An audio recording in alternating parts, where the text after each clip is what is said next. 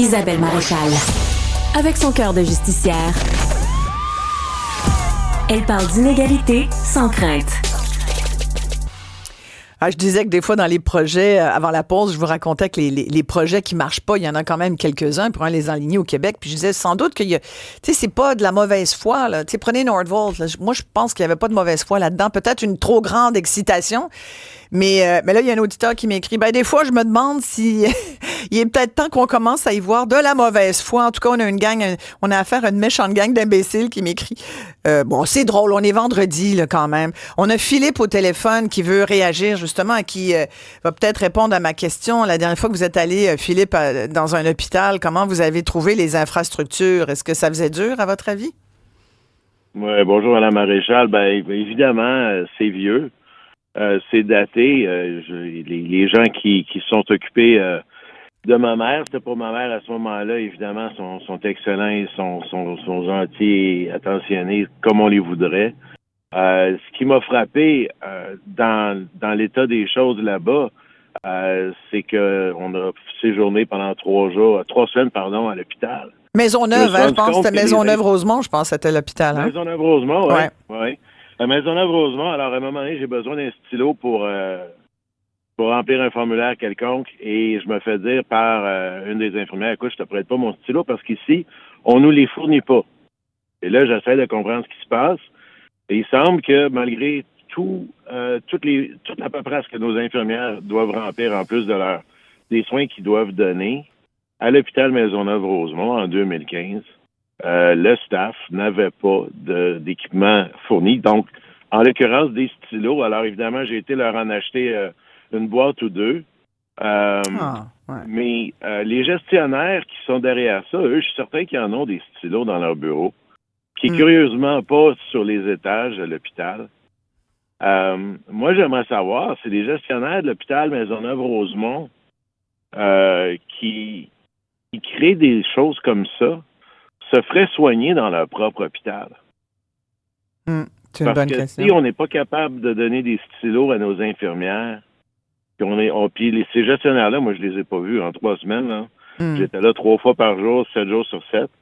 J'en ai pas croisé un. Vous avez surtout vu des infirmières, j'imagine.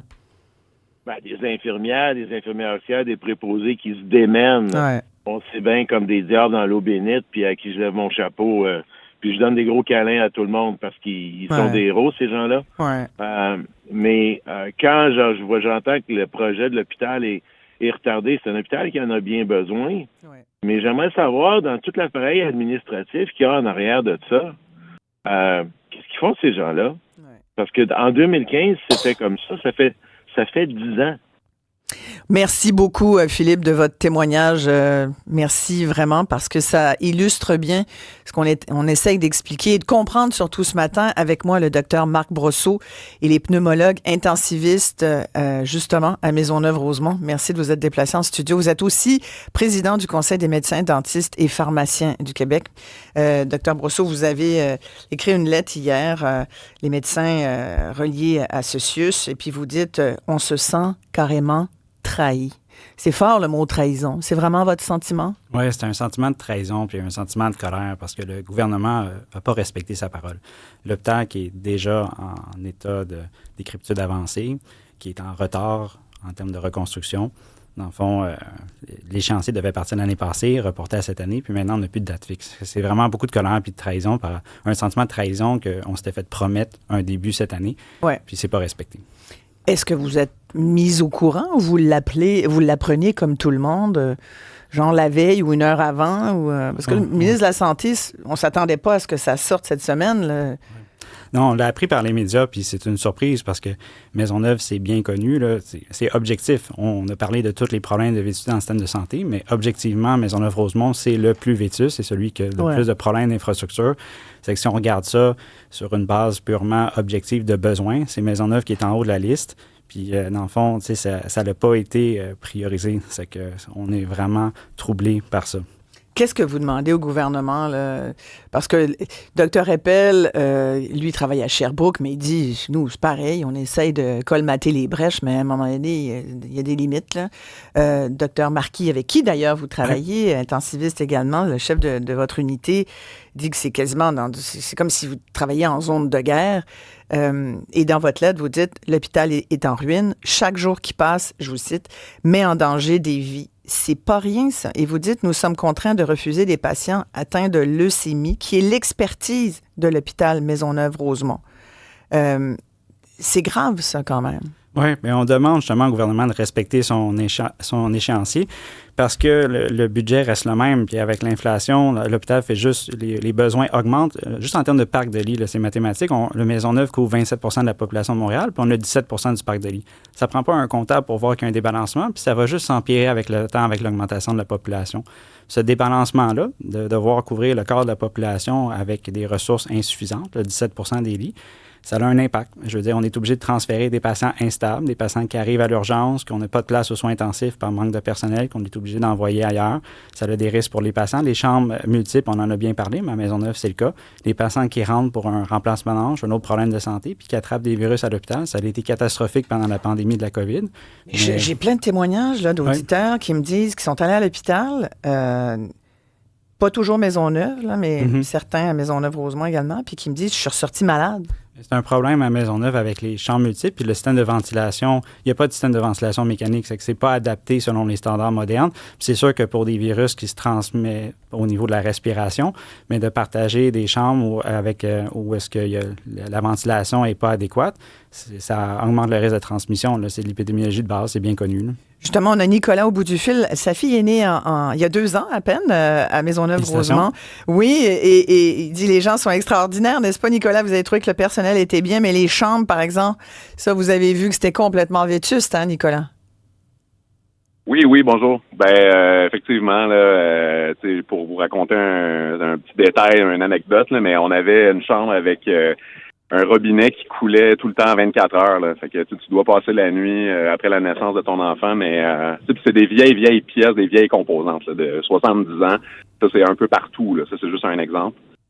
Mais oui, les gens sont fantastiques. C'est ça qui est difficile à... On voit que même un médecin là-bas nous disait « Ah, mais tu sais, le financement, il est là, il existe, il est approuvé, mais on sait que ça peut prendre 3 ans, 4 ans, c'est comme ça. » Tu vois que les gens veulent, ils croient, là, tu sais, puis ils donnent un très bon service, mais malheureusement, c'est ça, là, on n'est plus... on n'est pas dans une république de bananes. Je veux dire, on ne devrait pas avoir une situation comme ça. Vous avez tellement raison, Nicolas. Vous l'avez dit, le robinet coule 24 heures sur 24. Déjà, c'est pas très écologique, là, gaspiller de l'eau comme ça, sans parler du désagrément. Puis est-ce que j'imagine, vous avez fait une plainte? Qu'est-ce qu'on vous répondait? Non, on n'a même pas fait de plainte. Non? Parce qu'en fait, il y a plus que ça. On était dans une chambre où on était très chanceux par rapport à la période de l'année de pas être dans les canicules, puis de pas être 2 familles dans la même chambre. Alors là, une chance parce qu'on était tassés, puis bon, en tout cas, bref, on est tellement focus sur de passer à travers ça, puis on se disait, oh my God, une chambre. Puis là, il nous le disait, là, si vous aviez été en canicule là, 2 semaines, puis avec 2 patients dans la même chambre, c'est vraiment invivable. Mais aussi, j'aimerais ça, si vous permettez, vous amener un peu sur le côté politique.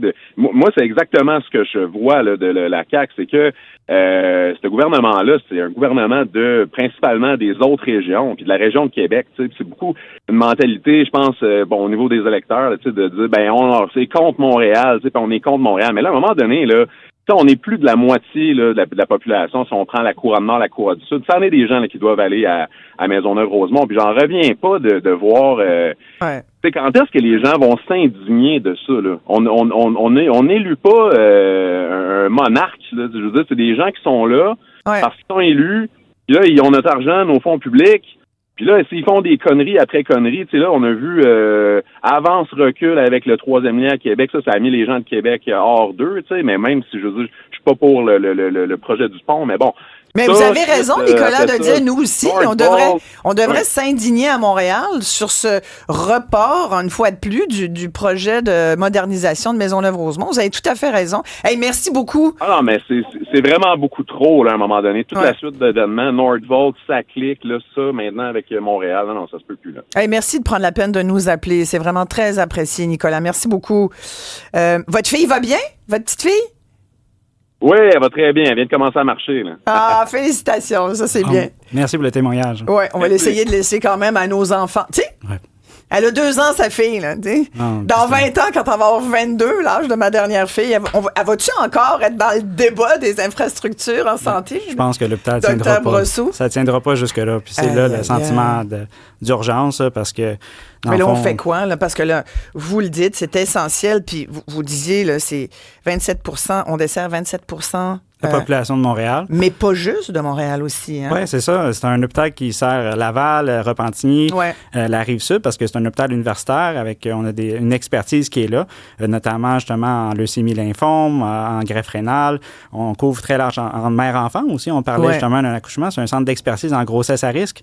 Puis avec justement des installations qui sont pas au niveau de l'expertise qu'on a besoin. C'est que j'entends, quand on mentionne publiquement que d'autres études sont nécessaires, les études sont faites. Le projet est prêt à partir. C'est pas sérieux de remettre d'autres études par rapport à ça. Mais pourquoi on le remet, ce projet-là? Gaétan Barrette, le docteur Barrette, disait cette semaine sur nos ondes, c'est politique, c'est électoraliste.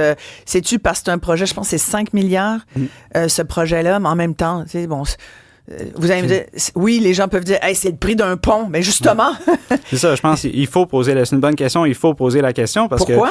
Mais écoutez, l'avez-vous posé la question? Ben oui, on le demande publiquement parce qu'on on comprend pas pourquoi le projet ne part pas cette année. Objectivement, les études sont faites, le projet est prêt à partir, c'est pas sérieux de demander d'autres études, c'est irresponsable parce que l'hôpital ne tiendra pas plus longtemps. À chaque année de retard, l'infrastructure continue à se détériorer. Comme les ascenseurs, on en parlait, là, quand 2 qui tombent en panne. Moi, comme réanimateur, j'ai été pris 2 fois distinctes où est-ce que j'avais un patient post-réanimation qu'on transfère aux soins intensifs, puis là, l'ascenseur bloque. Puis on est pris dans l'ascenseur. C'est comme un des exemples, entre autres, le système d'eau.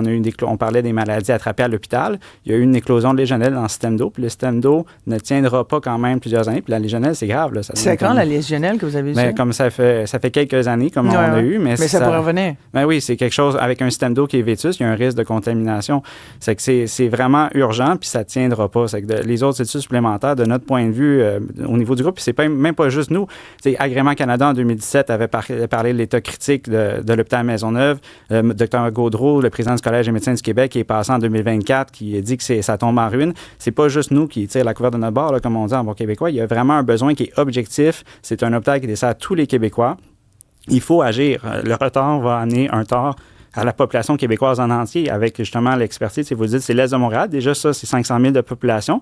C'est énormément de Québécois, mais aussi toute la couronne environnante, Laval, Repentigny. On fait un appel à l'aide au niveau des citoyens. On lance un appui. On veut une mobilisation de la communauté de l'Est de Montréal, mais plus large aussi. On a besoin de l'aide des Québécois pour reconstruire l'hôpital Maisonneuve-Rosemont pour bien servir sa mission d'expertise en mère-enfant, en grossesse à risque, en leucémie, en lymphome, parce qu'actuellement, justement, avec les espaces qui sont limités, ça nous fait perdre du personnel.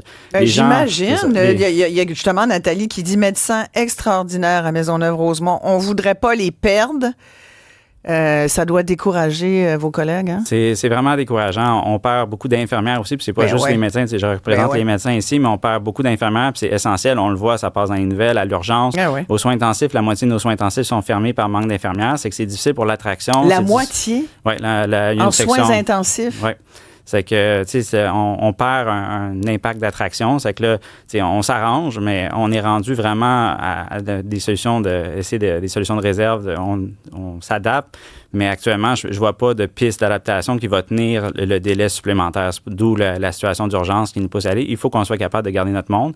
Autant les médecins, l'expertise qu'on parlait, l'expertise suprarégionale, pourquoi est-ce qu'ils resteraient dans un hôpital qui n'est pas capable de leur offrir l'infrastructure nécessaire pour bien faire le travail? Parce que c'est un outil de travail. Docteur Marquis, dans l'entrevue, disait qu'il ne faudrait pas qu'on soit obligé de fermer parce que là, il y aurait vraiment un méchant gros problème au Québec. Il n'y a aucun autre hôpital qui pourrait prendre tout le flot de patients, le flux des patients de Maisonneuve-Rosemont.